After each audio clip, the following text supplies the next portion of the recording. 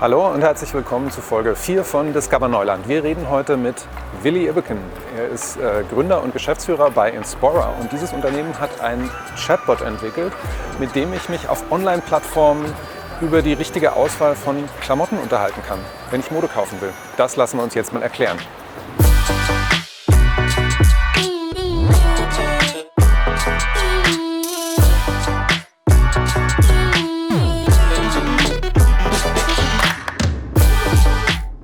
Hi, mein Name ist Willi Ibbeken, ich bin Mitgründer und Geschäftsführer von Inspora und wir entwickeln digitale Kundenberater für Fashion Brands und Retailer. Willi, hi, danke, dass wir kommen durften. Ja, gerne. Ihr seid Inspora und ihr kümmert euch um eines dieser Buzzwords sozusagen, die gerade durch die Welt geistern, und das lautet Conversational Marketing. Schönes Wort, finde ich, klingt toll. Was ist das?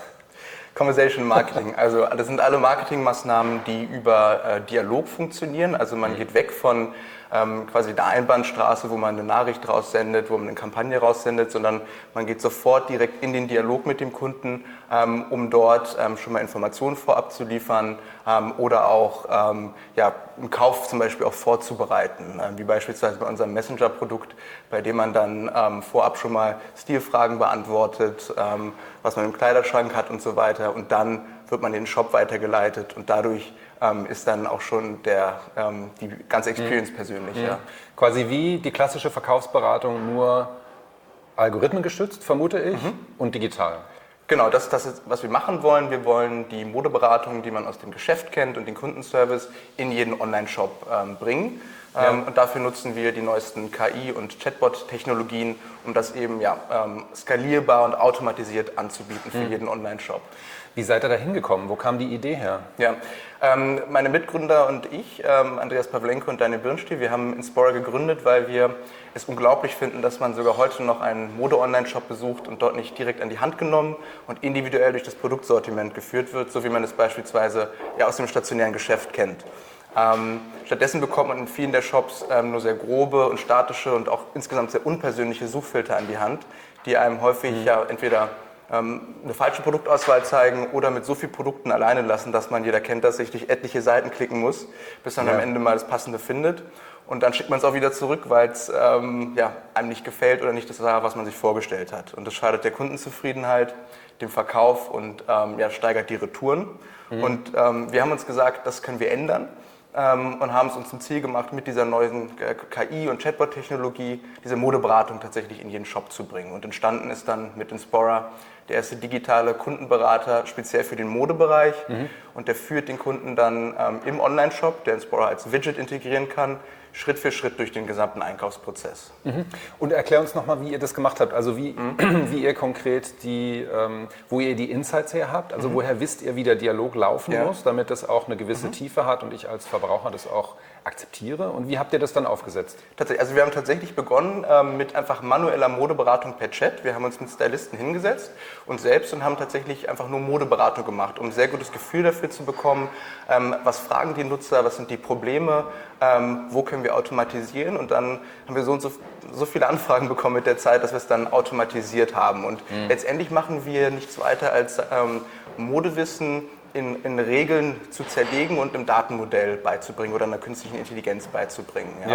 Das läuft tatsächlich so, dass wir zum Beispiel bei Outfit gewisse Outfit-Formeln haben, die und die Kleidungsstücke passen zusammen zu der und der Zielgruppe, und so können wir auch eine Outfit-Beratung algorithmisch gewährleisten. Wenn ich mich jetzt mit mit dem Chatbot unterhalte, in Anführungszeichen, lernt er in dem Moment, indem ich mit ihm interagiere, oder guckt ihr euch hinterher die Dialoge an und überlegt dann, wie ihr das Tool noch verbessern könnt?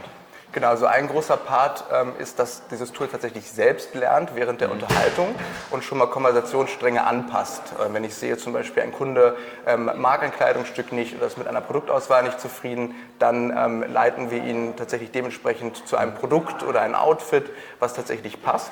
Aber generell trainieren wir jeden Tag nach und schauen, was im Online-Shop passiert ist, wo die Kunden unzufrieden waren, was eventuell nicht erkannt wurde, und das wird dann nachtrainiert. Oder es gibt auch die Möglichkeit, bestimmte Anfragen an den Customer Service weiterzuleiten bei dem Online-Shop, der dann sagt, wir möchten dieses Thema beispielsweise von einem Menschen behandelt haben. Ja.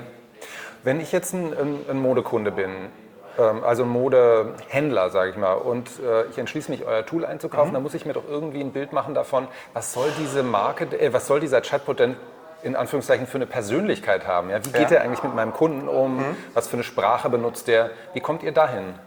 Genau, es ist also tatsächlich so, dass wir, so machen wir das mit jedem Projekt, vorab uns mit dem Online-Shop hinsetzen und ganz klar Fragen stellen, zum Beispiel, wo sind die Probleme, die wir mit Inspore lösen können, aber auch, was ist die gewünschte Identität, die der Shop haben möchte. Meistens kann es dann einfach auch ein Name sein, wenn es dann verspielter ist, oder es könnte auch einfach nur ganz grob einfach nur Bot heißen, aber wir empfehlen auch so ein bisschen Personality mit reinzubringen, und das funktioniert in der Regel mit Abstimmung des Shops. Also je nachdem, wie weit der Shop da gehen möchte, hängt auch von der Zielgruppe ab.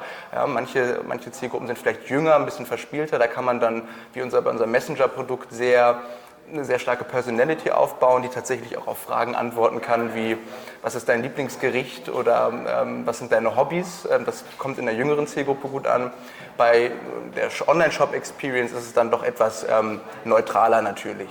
Ja. Ich habe die Chat-App, die ihr ja, glaube ich, nur in den USA laufen habt, tatsächlich mal ausprobiert, und ich fand, die hat eine erstaunliche Tiefe. Und die sagt einem natürlich so, ich glaube, diese zweite, dritte Wortmeldung ist, übrigens, ich bin ein Bot, ich bin eine Maschine, um Verwechslung auszuschließen, aber ich fand trotzdem, dass man so im Chatverlauf irgendwann das Gefühl bekommt, man hat es eigentlich mit einer Person zu tun. Ja. Überlebt es auch also dieses Gefühl, ich rede eigentlich nicht mit der Maschine, sondern ich rede mit einem Menschen. Überlebt es auch in so einem Widget, wenn ihr das jetzt in deutschen Online-Shops einbaut? Also es ist ganz klar so, dass wir von Anfang an natürlich klar machen, dass es sich um eine AI handelt, damit auch die Erwartungen auch klar werden. Weil ganz wichtig ist beim Design oder Entwickeln von so Conversational Commerce Experiences, dass man einen ganz klaren Vertical hat und dem User von vornherein klar macht, das kannst du erwarten, das kannst du mich fragen und ganz das nicht. Kurz, das Wort Vertical.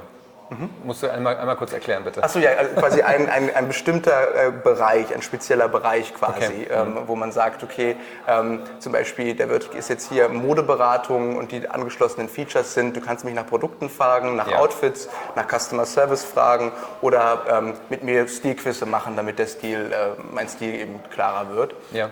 Genau, und das eben den Fokus zu haben letztendlich auf einen Bereich. Wir können das online transportieren, auch in den Shop, und wir erfahren häufig auch von Kunden, dass es sich sehr natürlich und menschlich anfühlt, was natürlich auch ein Kompliment ist. Ja. Aber natürlich merkt man, dass es auch eine Maschine ist, in dem Moment, wo es der Kunde schnell antwortet, 24/7 erreichbar ist und auch häufig Elemente benutzt im Chat, die man nicht so kennt aus der Konversation mit den eigenen Freunden. Wobei vielleicht will man ja auch jetzt so an das Marketing gedacht, wieder an das Ziel, Produkte zu verkaufen. Vielleicht will man ja diese Illusion gar nicht zerstören. Vielleicht zahlt sich das auch aus, wenn man menschlich wirkt. Natürlich zahlt sich aus, und das ist auch quasi der ganze Zauber der Experience, diesen direkten Kanal zu haben. Weil für uns war ein Aha-Moment in den frühen Gründungstagen quasi zu sehen, wie offen die Kunden sind gegenüber auch Informationen zu ihrem Modegeschmack, zu ihrem Körpertyp. Und das sind alles so wertvolle Informationen, die man bekommt, um daraus sinnvolle Empfehlungen zu machen, dass das eben im Vergleich zu anderen Lösungen, wenn man einen Fragebogen rausschickt oder per E-Mail diese Informationen einhüllt, schon deutlich, deutlich besser ist. Das heißt, das ganze Konzept profitiert letztendlich davon, von diesem direkten Kontakt und auch dieser Menschlichkeit. Aber man will den Nutzer nicht täuschen. Man kann auch auf nicht alles antworten innerhalb dieser Experiences. Aber man kann deutlich machen, dass es tatsächlich so fokussiert ist. Seht ihr, dass Leute quasi in der App vorbeikommen, genauso wie ich vielleicht in einem Laden vorbeigehen würde? Nicht unbedingt, weil ich ein Kleidungsstück kaufen will, sondern weil ich vielleicht mit dem Mann oder der Frau hinter der Theke kurz quatschen will oder sowas. Ja. Also entwickelt sich da sowas wie so ein Sozialleben tatsächlich?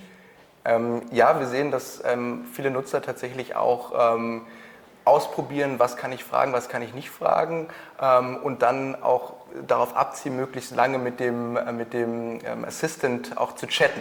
Wenn man sich jetzt wenn man jetzt so ein Chatbot benutzt und diese Beratung benutzt, ist es schwierig abzuwägen zwischen den Produkten, die man dem Kunden vielleicht verkaufen will, weil man sagt, das ist für uns ein strategisch relevantes Produkt, irgendwie ein neues Angebot, ein Kleidungsstück, was weiß ich, und den Kunden und den Produkten, die der Kunde tatsächlich will und braucht.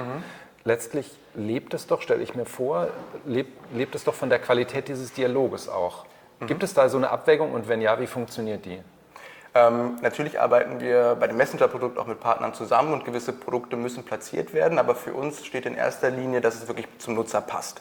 Deswegen verwenden wir auch sehr viel Zeit darauf, den Nutzer gut kennenzulernen, über Stilquizze ein gutes Stilprofil auch zu haben, um dann am Ende des Tages eine gute Empfehlung zu machen. Meistens sind die Produktsortimente der Shops so groß, dass wir tatsächlich dort passende Produkte finden. Also wir müssen eigentlich nie, sage ich mal, die Qualität aufopfern, um damit jetzt Geld zu verdienen, weil wir tatsächlich den Kunden sehr, sehr gut kennen und was vorschlagen können. Und häufig ist es so, dass der Kunde auch gar nicht weiß so richtig, was er sucht. Und auch, das kommt auch so ein bisschen daher, dass er quasi die Produktauswahl im Web so groß ist, dass er ja dann noch Orientierung sucht in dieser Reizüberflutung. Und er kommt gerade zu uns, weil er möchte, dass wir ihm die 5, 6 passenden Produkte aus den etlichen Produktseiten zeigen. Und so entsteht auch eine Menge Vertrauen in dem Moment. Weil ihr reduziert quasi und tatsächlich auf die Wünsche eingehen könnt. Genau, weil wir reduzieren und genau ganz klar sagen können, okay, das passt vielleicht, das passt nicht und dann darüber mit dem Kunden in den Dialog gehen können, anstatt nach dem Zufallsprinzip den Kunden auf der Webseite zu lassen und rumklicken zu lassen, sagen wir, hey, was hat dir nicht gefallen? Ich zeige dir die Produkte, was hat dir daran nicht gefallen? Ich zeige dir das. Und das ist ein deutlich strukturierterer Prozess, als den Kunden freien Lauf zu lassen tatsächlich. Ja. Ich finde diesen Frustrationsmoment, den du gerade so skizziert hast, den kann man ja auf vielen Websites ehrlich gesagt erleben. Nicht nur im Onlinehandel, sondern auch, wenn du jetzt die andere Websites vorstellst. Ich meine, die Verwaltung wird ja fast klischeehaft dafür kritisiert, dass sie dass Verwaltungsinstitutionen relativ komplexe Websites haben. Und die ist es ja auch nicht immer einfach zu relaunchen, weil da ein Wahnsinnsaufwand dahinter steckt. Könnte man jetzt nicht hingehen und so eine Engine, wie ihr sie gebaut habt, benutzen, um da quasi so einen Shortcut zu legen? Und Beispiel, wenn ich ein Formular suche in so einer Verwaltungswebsite, könnte man da nicht auch so ein Widget installieren und ich sage dem, was ich eigentlich vorhabe und das sagt mir, okay, du brauchst Formular XY von dieser Unterseite. Genau, das funktioniert gut. Sowas machen wir auch quasi mit unserer Engine, was so FAQs angeht und häufige Customer Service Anfragen. Man müsste sich dann mit dem Shop hinsetzen und würde dann sagen, was für Anfragen bekommt ihr über E-Mail zum Beispiel oder Kontaktformulare oder was ist generell eure Seitenstruktur und wie wird gesucht. Und das würde man dann nehmen und daraus eine Experience tatsächlich bauen. Seid ihr einer der Ersten, die mit so einem Tool am Markt sind quasi im Modebereich? Glaubst du, dass das in 1, 2, 3, 4, 5 Jahren der Standard sein wird und dass man die klassische Websuche in diesem Bereich gar nicht mehr so sehr benutzen wird? Ja, genau, also aus zwei Gründen. Der erste Grund ist dieser Reizüberflutung, dass wir zukünftig immer mehr Produkte online zur Auswahl haben. Und da werden tatsächlich die Shops gewinnen, die ihre Kunden dort an die Hand nehmen und die richtigen Produkte zeigen. Die Shops werden verlieren, die Kunden alleine lassen und durch etliche Seiten klicken lassen. Und der zweite Grund ist, dass die meisten Online-Shops, vor allem im Modebereich, sind häufig ähneln Katalogen, also digitalisierten Katalogen, wie man das quasi von offline noch kennt, mit einigen tollen Features, wie zum Beispiel ähnliche Produkte und so weiter.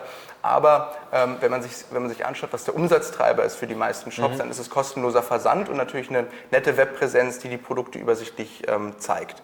Aber was wir sehen, ist, dass das zukünftig kein Unterscheidungsmerkmal sein wird, weil da rüsten alle mit nach. Ja? Es gibt Anbieter, die auch dem kleinsten Shop sehr günstig den Versand ermöglichen und den Rückversand. Das heißt, zukünftig wird Personalisierung immer wichtiger werden und sich zu unterscheiden von der Shopping-Experience.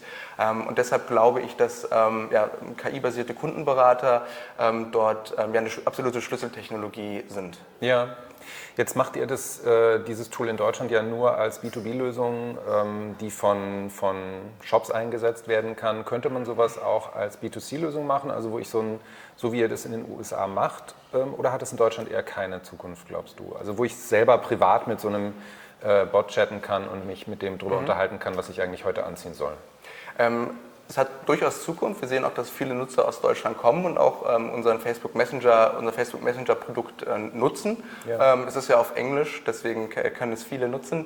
Aber grundsätzlich, klar, ist da auch viel Potenzial hier in Deutschland und warum sollte es nicht funktionieren? Ja.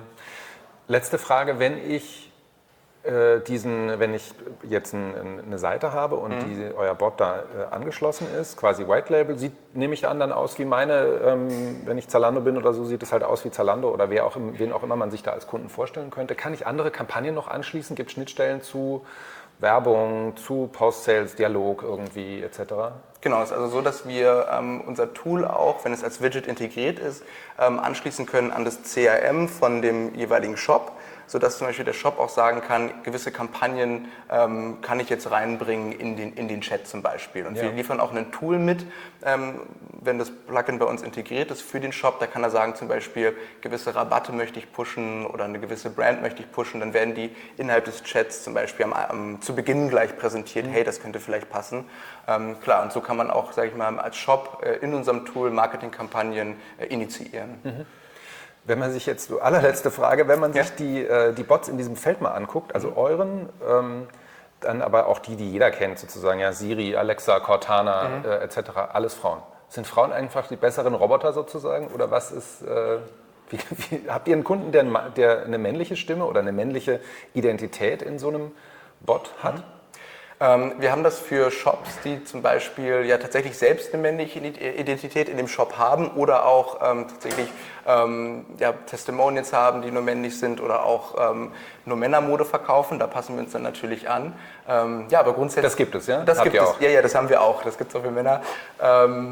Grundsätzlich, gute Frage eigentlich, warum das mit der Frau ist. Es ist natürlich bei uns so durch die Geschichte, dass wir nur mit Frauenmode begonnen haben und dann natürlich so die Fashion-Freundinnen damit designt haben und der Zugang und das Vertrauen vielleicht dann auch nochmal besser ist, wenn wir schon über diese Personality gesprochen haben und das Vertrauen ein wichtiger Punkt ist bei dieser Conversational Commerce Experience. Ja. Aber grundsätzlich geht es mit allem. Grundsätzlich geht es mit allem, genau. Man kann es neutral machen oder männlich-weiblich. Das ist dann dem Shop überlassen, der das sich dann wünscht. Super, dann darf man gespannt bleiben. Dankeschön. Danke auch.